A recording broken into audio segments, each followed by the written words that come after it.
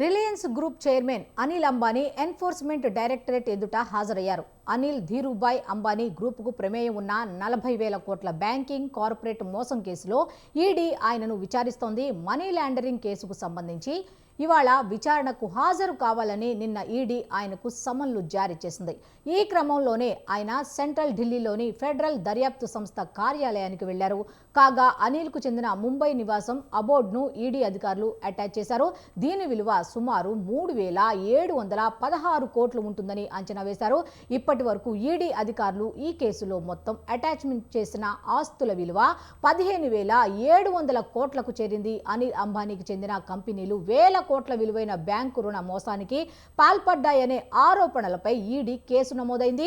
వీటి మొత్తం విలువ 40,000 కోట్లుగా పేర్కొంది.